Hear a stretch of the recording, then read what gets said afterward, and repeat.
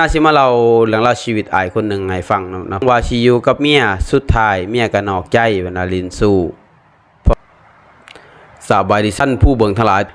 มื้อนี้ว่าน่าสิมาเราเรื่องราวชีวิตอายคนหนึ่งให้ฟังนะเพิ่นคอมเมนต์มาในช่องบานานะเนาะแล้วอ้ายเพิ่นก็มาคอมเมนต์นะในช่องบานาก็ประมาณว่าชีวิตข่อยก็คือกันเพิ่นว่าเอาเมียไปแล้วไปอยู่กับเมียเพิ่นว่าพ่อแม่เสียชีวิตหวังว่าสิอยู่กับเมียสุดท้ายเมียก็นอกใจเวลาลินสู้พอกลับมาเฮือนแต่ก็บ่คือตอนที่มีพ่อแม่คือเก่าเพิ่นว่าสุดท้ายก็มาหาเงินอยู่ไทยบ่เคยมาจักเทื่อเพิ่นว่าแถมมาคนเดียวใครแน่เพิ่นว่าแต่ว่าเจอเจ้านายใจดีเพิ่นว่าใจดีแห้งเพิ่นว่าสิฮอด2ปีแล้วเด้เพิ่นว่าเพิ่นมาเฮ็ดงานกรุงเทพสิฮอด2ปีแล้วเด้เพิ่นว่าซื้อที่ดินกำลังสิสร้างบ้านเพิ่นว่านี่แหละเพิ่นว่าประมาณว่าแม่แต่เมียก็อย่าไปไว้ใจร้ายเพิ่นว่าพี่น้องก็นี่แหละพี่น้องชีวิตคนเฮาเนาะทุกคนเนาะแต่ละคนก็สิเจอปัญหาหลากหลายในชีวิตของแต่ละคนสิบ่คือกันนะมันเนาะเช่นเดียวกับอ้ายคนนี้นะมันเนาะเพิ่นก็เจอเรื่องราวชีวิตก็ถือว่าหนักได้พี่น้องหนักพ่อแม่ได้เสียชีวิตหวังว่าสิไปพึ่งเมียหวังว่าสิไปสร้างฐานะกับเมียหวังว่าสิ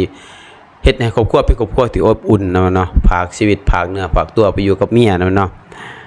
คิดว่าเมียนี่แหละเป็นสิ่งที่เพิ่งของเพิ่นเนาะเนาะหมายก็ว่าบ่ได้หมายก็ว่า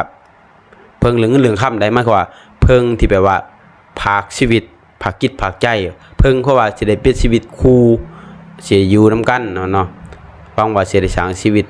คู่อยู่นำกันเป็นครอบครัวที่อบอุ่นสร้างสาพัฒนาสร้างฐานะให้คือสะบ้านสะเมืองเขาแม่นเนาะแต่กับกายมันบ่เป็นจังซั่นนะแม่นเนาะเมียกลับไปลิ้นสู่ไปมีคนอื่นตามที่เพิ่นเขียนเนาะไปมีคนอื่นโอ้พี่น้องเอ้ยไปมีคนอื่นจนเพิ่นก็ได้กลับมาอยู่บ้านกลับมากับคือเก่าพอพ่อแม่ได้เสียชีวิตเบิดแล้วจะเป็นนำมาเฮ็ดงานอยู่ประเทศไทยเนาะเฮ็ดงานอยู่ประเทศไทยก็ดีแต่ไปเจอเฒ่าแก่ใจดีเจอเจ้านายใจดีก็ตอนนี้ก็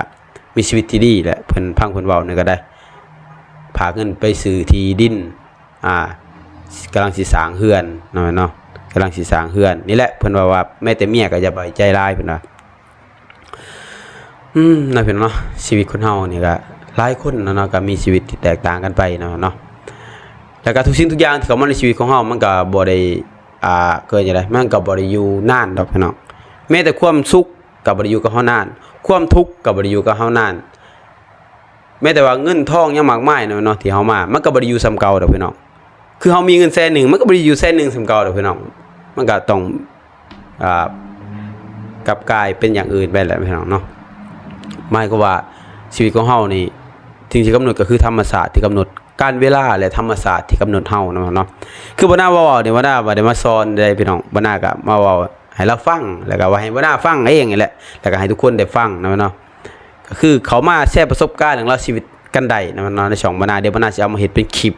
เนาะแต่บ่น่าก็ขออนุญาตเด้อเด้อบ่น่าก็สิบ่เอาหน้าเพิ่นขึ้นดอกก็สิเอาแต่เรื่องราวชีวิตเพิ่นมาเว้าสู่กันฟังบางคนเฮาตั้งใจไว้หลายเนาะให้ร้อยเลยนี่ก็เวลามันผ่านมานี่ก็คือเพิ่นนี่แหละเนาะก็เจ็บเนาะเจ็บใจเนาะแต่ก็บ่เป็นหยังเนาะก็ยังดีเนาะเพิ่นแบบมูฟออนได้ทันมูฟออนได้ไวเนาะก็เฮ็ดให้เขาเห็นเนาะเฮ็ดให้เขาเห็นเนาะว่าบ่มีเขาเฮาก็อยู่ได้บ่มีเขาเฮาก็สามารถสร้างฐานะได้เนาะผู้หญิงก็บ่ได้มีคนเดียวในโลกเนาะผู้ชายก็บ่ได้มีคนเดียวในโลกคือกันเด้อบางคนอาจสิบ่สมหวังกับผู้ชายคนนี้บางคนอาจสิบ่สมหวังกับผู้หญิงคนนี้เนาะก็จงจำไว้เสมอนะผู้หญิงบ่ได้มีคนเดียวเนาะแม้คนนั้นอาจสิหน้าตาบ่ดีอาจสิบ่ได้งามอาจสิบ่ถึงสเปคเฮาแต่นิสัยเขาอาจสิดีเขาอาจสิเป็นคนที่เฮาฝากชีวิตไว้ได้เขาสิเป็นคนสร้างชีวิตกับเฮาได้เนาะบางคนอาจสิบ่ได้รออาจสิบ่ได้ถึงสเปคเฮาแต่ว่าเขาคนนั้นอาจสิเป็นคนที่ให้เฮาเพิ่งพาอาศัยได้ฝากชีวิตกับเฮาได้เนาะแน่นอนแหละพี่น้องคู่ชีวิตเนาะพี่น้องมันต้องมีแหละว่าผิดเถียงกันทะเลาะเบาแหว่งกันเนาะแต่มันก็เป็นคล้ายๆกับแควกับลีนเนาะอยู่ในปากเฮายังกัดลีนตัวเองได้เนาะนี่ก็เช่นเดียวกันเนาะเฮาอยู่นำกันหลายๆเนาะเฮาก็ย่อมแบบบ่ถือใจกันบางครั้งบางชั่วคราวเนาะ แต่ทุกสิ่งทุกอย่างเนาะเนาะก็เฮาให้อภัยกันก็เฮายกโทษให้กันมันก็สิผ่านพ้นไปได้ด้วยดีเนาะเนาะเพราะว่าเรื่องทุกสิ่งทุกอย่างในโลกใบนี้เนาะคือบ่น่าบอกว่าแหละในชีวิตคนคนหนึงเนาะมันก็บ่ได้อยู่กับเฮาคงนานแม้แต่ความสุขและก็ความทุกข์เนาะเนาะคือบ่น่ามาเว้านี่บ่น่าบ่ได้หมายความว่ามาเว้าผู้หญิงทุกคนเด้อมาหมายถึงผู้หญิงทุกคนหมายถึงว่าผู้หญิง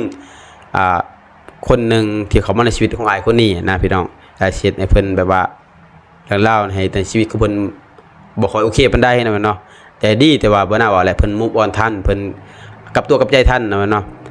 คือว่าอะไรพี่น้องท่อก็จะท่อนานเสาก็จะเสานานนะมันเนาะคันเฮายังหนุ่มยังแหนนด้วยยังมีชีวิตที่สดใสยังมีคนที่อันนั้นใดเฮาก็สามารถคือแบบบ่ต้องสงสารไผกับสงสารตัวเองเนาะว่าเป็นหยังเฮาต้องมานั่งโศกเศร้ากับผู้หญิงคนที่แบบว่าเฮ็ดแบบนี้นะเนาะเฮาจงเฮ็ดให้เขาเห็นว่าบ่มีเขาเฮาก็อยู่ได้บ่มีเขาเฮาสามารถสร้างฐานะได้เฮ็ดให้ดีกว่าตอนที่อยู่กับเขาอีกนะเนาะเฮ็ดให้เขาฮู้ว่าบ่แน่เขาอยู่กับเขาไปเฮาสิบ่มีดินบ่มีเฮือนคือเพิ่นเว้าก็ได้นะเนาะนี่แหละก็มาให้กำลังใจกันนะเนาะ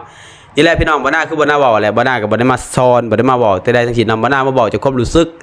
ที่บ่น่าได้อ่านคอมเมนต์ของอ้ายเพิ่นคนนี้นะมันเนาะบ่น่าก็บ่ฮู้ดอกว่าชีวิตเรื่องราวชีวิตของบ่น่าต่ออนาคตมันสิเป็นจังไดนะมันเนาะบ่น่าก็สิพยายามเนาะแบบว่าให้มันสุดจริงๆนะมันเนาะและสิพยายามแบบทำใจให้มันได้ไว้นะมันเนาะหมายความว่าถ้ามันเรื่องราวนี้เกิดขึ้นนะมันเนาะก็ขอให้อย่าให้เกิดขึ้นนะมันเนาะกับทุกๆคนเนาะที่เขามาเบิ่งคลิปบ่น่าแล้วก็ในโลกใบนี้เนาะกับเรื่องราวชีวิตที่แบบว่าเมียนอกใจผัวนอกใจจังซี่นะพี่น้องอย่าให้มันเกิดขึ้นนะพี่น้องเนาะอยู่นำกันก็ขอให้ฮักกันไปนานๆนะพี่น้องเนาะเช่นเดียวกันกับเพิ่นบอกว่ากิ่งทองกับใบหยกนะพี่น้องเนาะอย่าให้เป็นคือเขาบอกว่าพี่น้องก็ลงผูได้พี่น้องหยอกๆนะพี่น้องเนาะก็ขอขอบใจนะพี่น้องอ้ายคนนี้นะพี่น้องก็บ่น่าก็สิบ่ชื่ออ้ายเพิ่นแล้วกันเนาะเพิ่นก็มาแชร์ประสบการณ์ในช่องคลิปบ่น่านะพี่น้องก็มาเฮ็ดให้ฮู้ว่าเพิ่นดาวได้เพิ่นก็อัพได้เนาะลงได้ก็ขึ้นได้เอาง่ายซะเนาะเพราะว่าชีวิตคนเฮามันบ่มีทางตันดอกพี่น้องชีวิตของเฮาบ่มีทางตันดอกพี่น้องมันอยู่ที่ว่าเฮาสิยอมแพ้กับมันหรือบ่เนาะแล้วก็ทุกคนแหละมันก็ไผก็มีเรื่องราวชีวิตที่แตกต่างกันไปเนาะแต่ว่าเรื่องนั้นมันสิหนักหรือมันสิเบาเนาะและหนักถ้าเฮาเรื่องนั้นมันหนักถ้าเฮาผ่านมาได้ถือว่าเฮานี่เป็นคนที่เหนือคนเลยแหละเนาะแต่เรื่องแบบทะเลาะเบาะแว้งกันทั่วไปเนี่ยมันก็มีอยู่แล้วแหละพ่อแม่ผัวเมียกันแล้วนะพี่น้องมันก็มีอยู่แล้วแต่ว่าเรื่องที่ว่าเลิกล่าอย่าห่างกันนี่มันก็มีคือกันนะพี่น้องไม่แต่ว่าเลิกกันไปแหละเฮาสิกลับมาหมายก็ว่ามาทำใจได้ไว้บ่แล้วเฮามาเฮ็ดให้เขาเห็นว่าเฮานี่แหละถึงบ่มีเขาเฮาก็เฮ็ดทุกอย่างได้คือเก่ากินข้าวแซ่บคือเก่าเนาะพี่น้องเนาะโอเคเราสำหรับคลิปกดติดตามแล้วก็มาแชร์ประสบการณ์เรื่องเล่าต่างๆในชีวิตในคลิปหน้าสำหรับคลิปนี้มันนะขอว่าสบายดีบ๊ายบาย